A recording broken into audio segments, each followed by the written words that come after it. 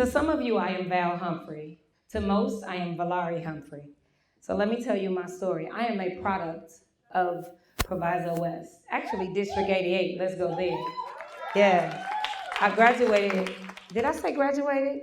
I didn't mean that. I completed my high school career at Proviso West. And then I went to college. So let me tell you why I said I completed. Graduation day, 1985. It was a beautiful day. I remember the sun was shining. It was June 3rd, 1985. I was sitting in the parking lot at Proviso West. When I saw the picture up there, I said, that's the parking lot I was sitting in. I remember graduation day. And we were in the parking lot, and we're sitting in the car with my friends, and I'm cracking up. I was like, ooh, I did not know her grandmama was that fat. Oh, my God. Look at her mama, though. We had a good time in the car, watching everybody go in. You know, y'all get ready for all the pomp and circumstance, right? So we're doing that, and they're going in. So then we left. We went and hung out. We had a good time. I heard it. Someone said, Yeah, I pulled off. Because I didn't graduate from Proviso West on that day. I didn't walk the stage.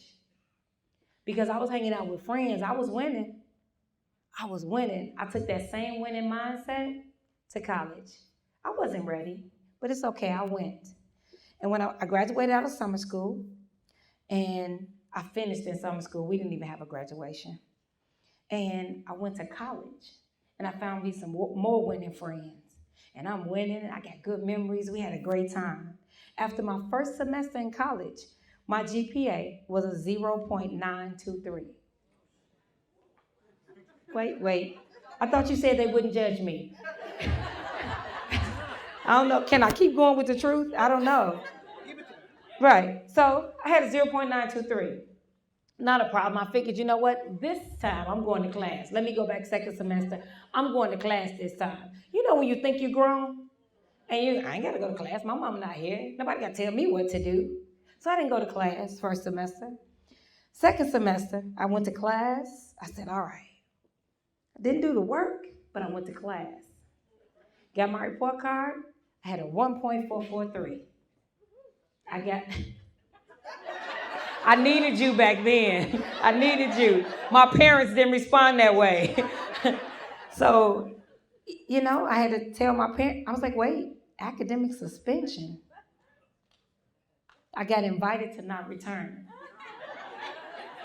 That's my pretty way of saying I flunked out. So I flunked out of college after my first year. And I came home. I'm glad I'm at home speaking because you guys are going to understand this. So I had to enroll into a junior college because I thought after I flunked out, I was good. I was like, you flunk out, you go get a job. My parents were educators. No, find another college. It's a lot of them. Pick one. For some reason, I picked Luke Junior College, downtown Chicago. Why not Triton? I have no clue. And I lived in Bellwood. No worries. I took the L, I took the bus, and I had to walk 8 blocks to get to school every day. Every day. I did that until I can get my GPA back up to get back into the school that once asked me to go there. But when I went back, was I ready? Let me tell you what happened. I moved to the 24-hour quiet floor. Shh is all you heard. 24 hours. I went back and I handled my business. I got connected. I got connected to what I was there for. I graduated with over a 3.1 GPA. Now clap. I always say now clap right there because all of the noise was made when I had a 0.923 and I had the 1.443. I need the love on the 3.1, right? That's it, yes. So then I graduated. I graduated with a degree in education. Yep, after a 0.923, right? So then I started teaching in Chicago. So when I got my first job, they said, you'll be teaching up north. I was like, I'll be up north. Yes. Let's get it. My friends were, I'm looking for a job. I'm going to be teaching so-and-so. I'll be teaching up north. Thank you. I'll be teaching up north. That was like telling me, I'll be teaching up north. Thank you. I feel like I was running for president up north. Yes. Yes. So I'm looking at we ain't had GPS back then. Don't judge me. I'm looking at the address, and they've given me the directions to get there, and I'm driving. And I must have made a wrong turn. I'm up north. Yeah, I took Lake. Yeah, this not right. Yeah, no. They don't have windows. Why everything gated? Because see, my father knew, had he given me the directions that brought me through the other side of town, and I would have passed the sign that said, "Welcome to Cabrini Green," I came to Gold Coast. And I was excited. I was like, oh yeah, baby, I'm at home. Then I was like, oh no, this is not. Yeah, that's right. This what we doing? Let's go. It was the first experience I had with education. And the one thing I knew, college didn't prepare me for connecting with students. Because I was in Cabrini Green. If you don't know what Cabrini Green is, it was one of the roughest projects in Illinois, but especially in Chicago. They had to tear it down because it was so rough. See, I taught in the whites. And if you know what the whites and the reds are, literally, the bricks on the wall were white on the buildings. The bricks on the wall of the buildings there were red, so they call it the reds and the whites. And I taught in the whites. And I loved it. I loved the first 7 years. After my first year, I became the new teacher of the year. Why? Because I connected with students. And I kept thinking back, what was missing when I was in high school? What happened through my elementary years that I didn't push forth like I should have? I wasn't connected. I didn't tell you why I didn't graduate from high school on time. I flunked English. Everyone knows you have to pass English. And I got the lucky draw. I got that one English teacher that everyone was like, you better do her work. You better do her work. I got friends, we winning. What you talking about? But see, it took me a minute to realize that I was winning and losing. I was winning and losing. But see, when I tell you I flunked out, don't feel sorry for me. Because I'm not the kid that was in a single-parent household. I had a mother and a father. They were even educators. Yeah? This section over here really judging me. Every time I say something, they go, they the ministry right here. I love it, though. I love it. Now they point, just like the classroom, right? That's what happened. So I was in Cabrini Green. And the one day I remember the most. Now in Cabrini Green, I was that teacher when I came from the suburbs, right? I was from Bellwood. And I'm in Cabrini. And the kid came up and he didn't do his homework. We on the 5th missing assignment.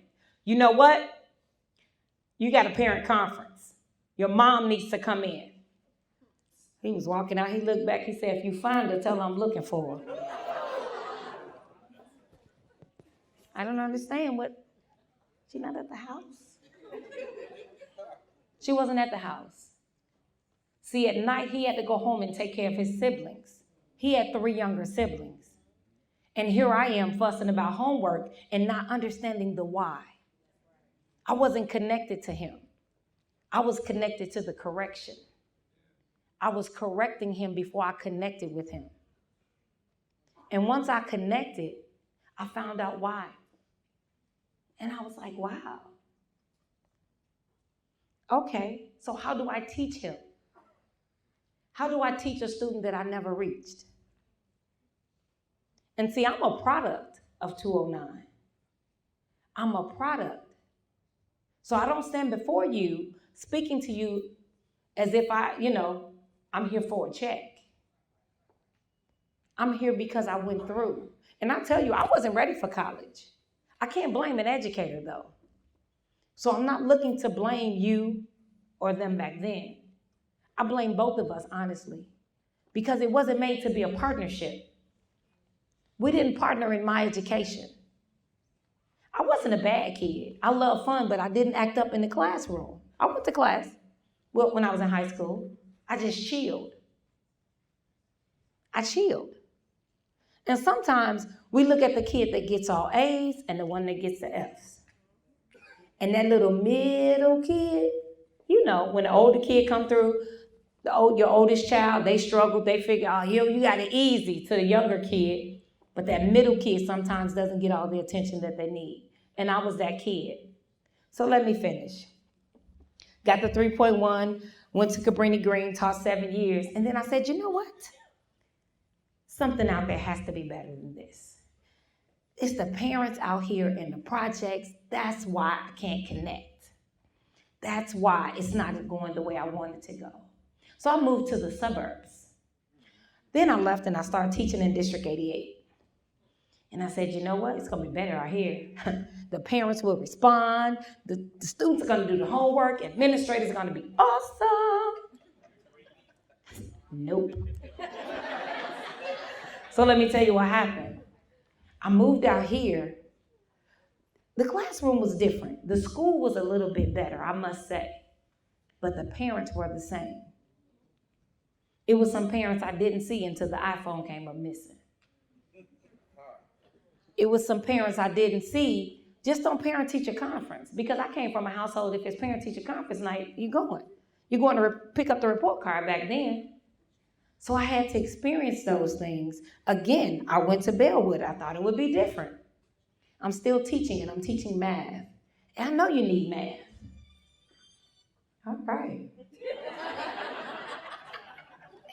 Okay, so then I said, you know what? I'm going to move further west. Not on purpose, like I needed to leave Bellwood, but opportunities came up for me to become an administrator. And I said, you know what? I'm going to go ahead and take it. And I became a principal at an alternative school. Now, I'm at an alternative school. I know they've already been kicked out. The year before me, there was 121 police calls. So I had my work cut out for me. But what kept happening was I learned how to connect with students as I kept going. I learned how to connect with students. And when I was at the alternative school, they had the 121 phone calls the year before me to the police. My first year, they had 2. Why? I learned how to connect. These kids were already excluded. They were kicked out. But I connected. Somewhere in here, I became the guru of connecting with children. And then, true story, one of the kids at the alternative school, he came up missing. All weekend, moms called, grandma was raising them, calling, asking, hey, have you seen Andre? Anybody seen Andre? It's like, no. She sent an email, she reaching out to police, no one can find Andre. Monday morning, school got ready to start. They said, Ms. Humphrey, you got a telephone call. I said, I'm out doing bus duty, can I? Nope, you got a call right now. Hello? Ms. Humphrey, this Dre. Boy, where are you? Oh, no, I just had to tell you I'm not going to be in school today. Are you serious right now? What, your grandma, I know she's looking for me, but I didn't want you to be looking for me. That's when I realized I connected. He was more concerned about me looking for him than his grandma. But see, I could have wrote him off. You been raised by your grandmother, he not doing what he's supposed to do. I'm already in alternative school. But I remember the kid in Bellwood. Now, I'm in Aurora at an alternative school. I remember the kid in Bellwood that one day, he said, one day I'm going to be a barber. All right. He ended up with his own barbershop. I reached out to him. I said, hey, can you do me a favor? He was like, what? I got an alternative school here, and I have 120 boys. They need haircuts. He came on a Monday. He cut hair all day. All day. Parents picking up their kids crying. And I'm thinking, what? They hadn't got haircuts in a long time. Some of them couldn't afford it. Some of the parents had written their own kids off. He don't do what he's supposed to do, I'm not getting his haircut. It was right before Christmas. And I realized that connection was so much greater than correction. So much greater. Let me continue my journey. I was an administrator at the alternative school, and a school district wanted to use our building. And they came over. She said, is this an alternative school? I said, yes, it is. She said, where are the children? in class. Were we supposed to do a presentation? I was like, I'm sorry, they didn't tell me I was supposed to do a presentation. Can you give me the information? No. But this is an alternative school. I said, yes. Let me see the kids. What? We walked in the classroom, showed them the kids. She said, I have a job for you. You have a job? I'm not applying for a job. They said you're going to use the building. She said, no, I have a job for you. I said, okay, well, let me see what it's about. She gave me the information. I filled out an application, and I ended up at Indian Prairie School District. I ended up there, and I couldn't believe I was there. Doubled my salary. That's just a little note right there. I just wanted y'all to know how great it was. But it doubled my salary. You know why? Because I connected with children. I connected with children. And guess what? When you connect, the source, the energy comes. And a lot of time we push the curriculum when we need to push the connection.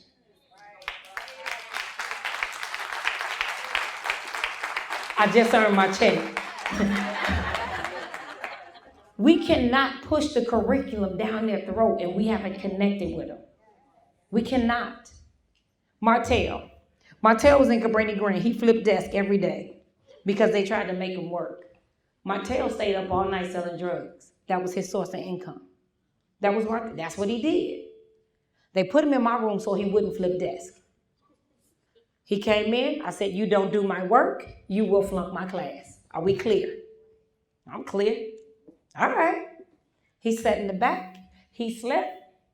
I noticed he was a little agitated on some days. And I'm like, what's wrong? I ain't eat this morning. You know that's ain't my fault, right? That's not on me. I'm just saying. All right. So I started buying fruit, putting it in my refrigerator. When he came in, get something to eat. This is for you only. Just me? Yep. Get some fruit in the morning. He would eat fruit. He would go to sleep. It's like, all right, we're going to work on it. I thought the fruit was going to keep him up. No. Said, okay, I tell you what. Martell, look. Superintendent coming around today. I need you to do your work today. True story. He set up. He did his work. I got the worksheet. I was like, you know how to do this? He said, man, you talk too loud for me to sleep back there. I just be resting my head. I'm like, wow, okay. It's math. He said, I count money all night. I was like, okay, let's go. Then one day, he was talking to the kids, and he's a little extra with it. I said, what insurance do you have? He was like, what? If you had to go to the doctor, what insurance do you have? He was like, I don't have insurance. You might count money all night, but you're not protecting your life. He was like, how much that cost? I was like, I don't know. But then he started investigating how to get insurance. And sometimes the seed you plant may not be the one that you really want to see grow because you want them to pass the math test. You want them to have an A in English, but they need life skills as well. They need real life too. Connect with them. Martell came and said, you know what? I like oranges. Are we making requests now? No, come on. He was like, can I just give you money to get me some fruit? Let's go. It's an investment now. Got it. One day we sitting in class, Martell pass out papers. He says, you just not going to give me a paper? You want a paper now? He was like, give me the paper. From that day forth, he came to my class and he did exactly what he was supposed to do. It took me about 2 months. Years later, fast forward, Martell's mom died. He called me. He said, would you sit with me at the funeral? Tell me the day and the time, baby, I'm on my way. For him, he said, you was the reason I finished 8th grade. You were the reason I finished. I started slipping him multiplication videos, VHS, it was just that long ago. I started slipping him multiplication videos in movie boxes because he couldn't stay in school after school. So I would slip him multiplication videos so he can go home and watch them. He appreciated that. It went one step beyond the walls of my classroom. So here's when I knew I was a beast. I'm going to keep it 100. After school, I used to go to the Park District in Cabrini Green and watch the kids perform. They asked me to come. They had a talent show. Remember, I'm from the suburbs. They're performing, and I watch them. Yeah, afterwards, we're standing around talking. Oh, you guys did good. Okay. Yeah, all right. All right, y'all, I'm getting ready to go. They was like, okay. So we got ready. I'm walking out. I was like, see y'all later. I'm walking. I was like, I can't even believe they popping fireworks this late. This crazy. All of a sudden, I'm right here, and I'm hearing stuff. Then all of a sudden, somebody jump on my back, and they drag me. So I'm from the suburbs, but I got a little city in me. And I was like, I don't play like that. You don't grab me. You don't play on my back. Why would you jump on me? That's crazy. I'm trying to go to my car. They start yelling. You was walking in front of the dude, shooting the dude up there. They shooting at each other. Where? What? The fireworks. I was like, oh, them ain't fireworks. Them gunshots. I'm thinking the sparks are fireworks. Right? And it's good. I had never heard gunshots before in my life.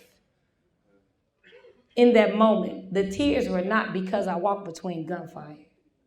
The tears were because a kid risked his life for me. He risked. When I tell you, that just took me down. I was like, are you sick? I was like, boy, you could have died. He said, no, you could have died.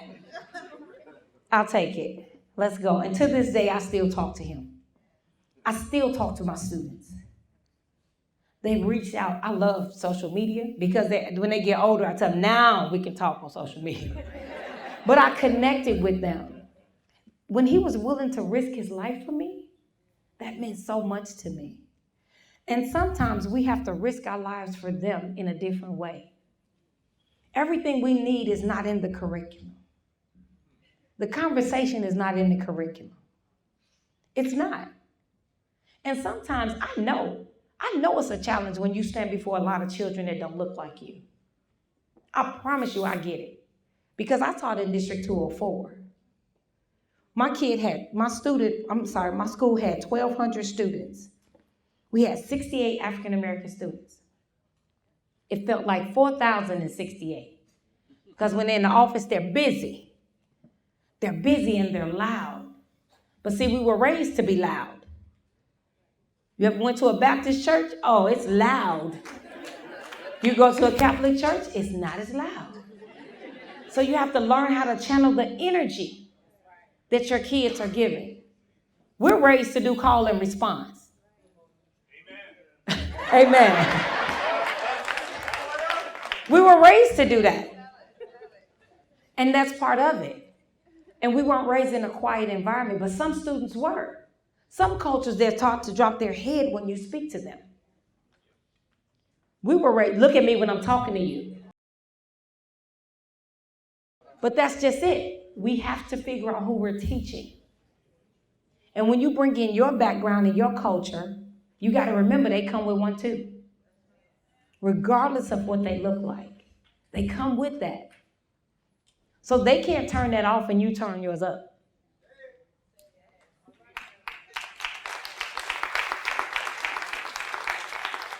So that's one of the challenges that I have for you this year.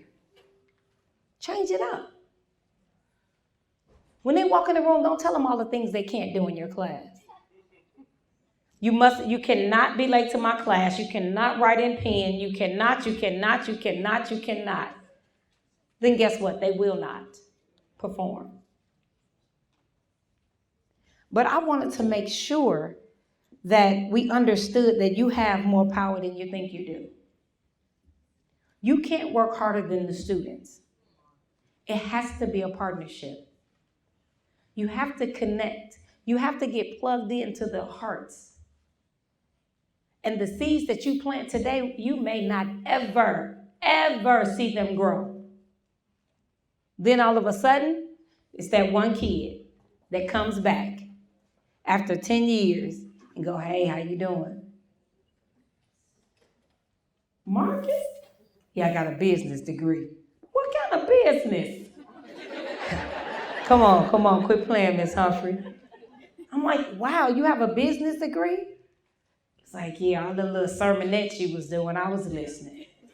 I'm like, really? That's what I need y'all to find. Find their hearts. My mother taught second grade in District 88. I've been around a long time. Some of her former students out here. But she taught second grade. And when I was younger, I used to walk in her classroom, and my mother would have on the desk. I was like, what's her first name? She was like, she want to be an attorney, so her name Attorney Pam. He want to be a preacher. I call him Reverend. So I let him get up and do the announcements in his preacher voice. The attorney makes sure he's doing it right. The girl who she wants to write. She's taking notes to make sure he's doing it right. She give him the notes. He makes sure. I'm like, really? She's spoken to their future in second grade. They're in high school. It's not too late. The teacher that caught me, connected with me, was in college, in a drawing class. I had to have surgery on my neck when I was 19. And I missed the 2 weeks before finals. She gave me all of my work prior to. And when I came back for the final, she was like, your average is a 93, so you really don't have to take the final. No, I'm taking this, I studied. Now I'm doing that S thing, I'm studying. She was like, no, I need to. Yeah, I do. And I took it. She said, technically you need like 1 point to hold, give me the 1. I took it and still got an A on it. Because of the connection she made with me, I wanted to show her that I still had it. Because she gave it to me, though. She loved me, and I loved the work because of her. Did y'all hear that? She loved me. I loved to do the work because of her. I wanted to please her. It wasn't about the curriculum. She made it about me. I am the kid that was sat in her class that she cared about. Miss Rosen showed up at the hospital when I got my tonsils taken out in 8th grade. And sometimes we get to high school and we figure they grown, they ought to know better. What if they weren't taught? We have some absentee parents in the Proviso Township, but that's not an excuse not to teach them.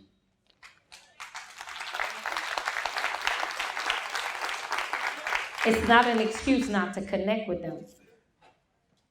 Connection is greater than correction. I repeat, connection is greater than correction. Understand this. On this journey that you're on, some of your students will come into your life for a reason, a season, or a lifetime. Do what you're supposed to do in either one. Pour into them. I promise you they hear you. You couldn't have told me Martell heard me. You could not have told me that. I thought he would sleep every day. I thought he would sleep. He wasn't. They hear you. I promise they hear you. Question yourself every day. How am I going to connect with the students today? How can I connect with the students today? It should not be Wheel of Fortune when they come into your class and they spin it and see which emoji you're going to act like today.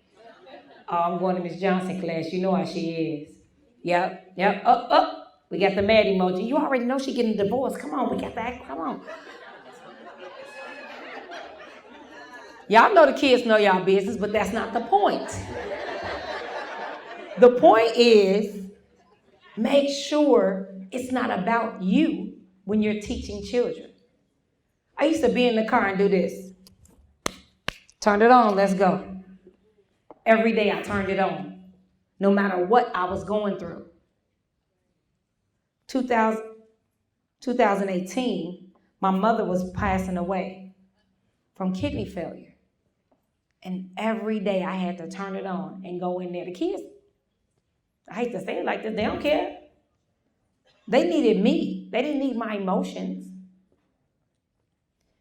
And when I found out we found out in 2008 that my mother was in renal failure. She had 14% kidney function when we found out. 14. And she was adamant, I will not have a transplant. I want to die with everything I came here with. Okay. So for 3 years, I went back and forth to the doctor with her, back and forth. The kidneys are decreasing every time we go. Decreasing. What happens? The doctor looked at her and said, you need a transplant. To live, you need a transplant. I'm not scared to die. If y'all know my mother, y'all know she said it real funky like. Said, all right. My brother talked to her, 2012, Mother's Day. Why don't you just try? I'm going, but I'm not doing it. We went, my brothers and I. We're sitting in the room, and they're like, all right. So they go through all plethora of tests. You got to do all this stuff. We're like, okay. Any one of you willing to donate? Of course, that's our mother. We all willing to donate. I got 3 brothers. I'm the baby, the only girl, the best child she ever had. That would be me. And we're in there, and it's like, yeah, come on. They was like, well, if you got high blood pressure, you can't donate. Oh. My brothers, they had to give theirs back. I was like, I don't have high blood pressure. Told you I was her favorite. And they were like, well, if you have cholesterol, nope, don't have that. But remember, I'm the baby. Got 3 older brothers. We going down the list, and it's like, oh. They said, well, okay, well, let's test you. Let's go. They took 17 tubes of blood. One day, one sitting, unprepared for that. 17 tubes of blood. And when they took the blood, they said, we'll call you back. Give us a little while. Give us a couple of weeks. Okay. We left there at 3 o'clock. 3:45, they called back and said, have you ever had your blood tested? I was like, no. Why? They said, no, you and your mom's blood is so similar, we had to put it on different sides of the room. I was like, really? They was like, that's rare. I said, okay. They said, can you come back tomorrow? Absolutely. I'll be back. That was July 12th. That was June 17th, June 17th. July 26th, we were both on the table. I was giving her a kidney July 26th.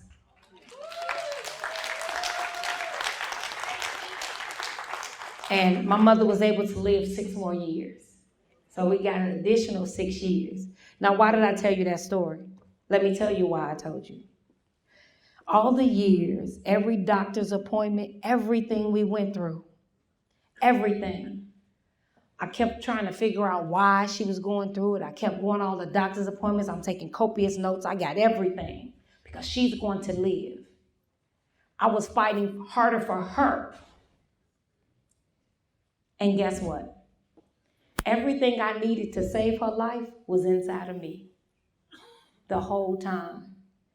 Everything that the kids need to save their lives is inside of you. Let me let that breathe. It's inside of you. The parents don't keep their good kids at home and send you the bad ones. They don't. They sending you the best that they have. And I need you to understand, you're the best of Proviso. Clap for yourselves. That ain't for me. Y'all the best. If you weren't qualified, they wouldn't put you in front of the children. So you have to take that personal. You have a career. This is not a job. You have a career. You spend more time with children than the parents do. Connect with them way before you correct them. How am I doing on time? Let's go. My timekeeper's right here. Yes. So when I started, I told you that in 1985, I didn't walk across the stage on time. I didn't graduate with my class. But see, today, I came to get something because I didn't get it in 1985. Now you can hit that other slide. Wait, hit the slide. Let me see. Oh, y'all took me all the way out over here.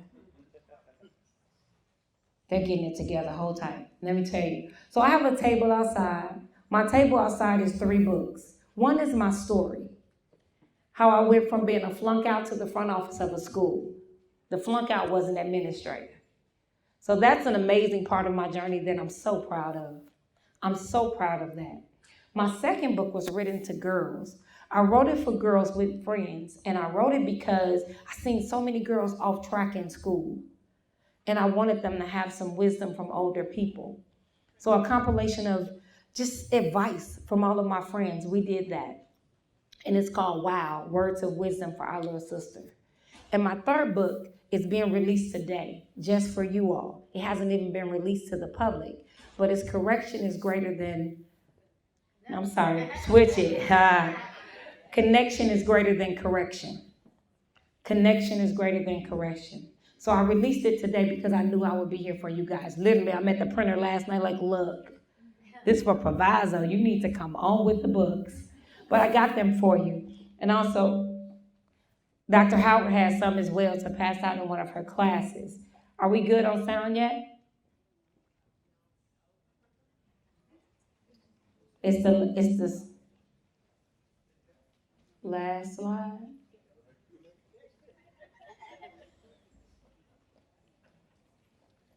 Y'all was playing it while I was talking. No?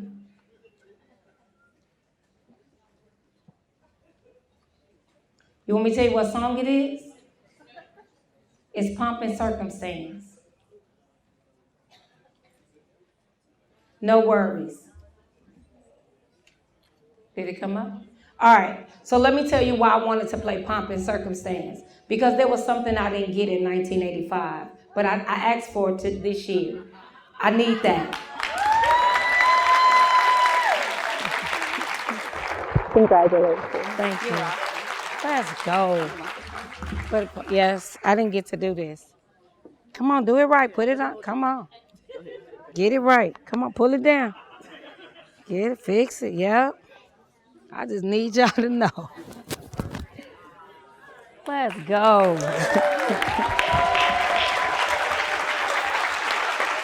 Let's go. Yes. This is my exodus. I am on to greater things. So July 15th. Let's go. Yes. I promise y'all. Yes, I deserve this now. And you know what? To be honest, I didn't deserve it then. I wasn't ready. I need y'all to make sure these kids are ready. Make sure they are ready for college. Make sure they have everything that they need. I didn't. They can. Thank you all for listening to me today. Thank you.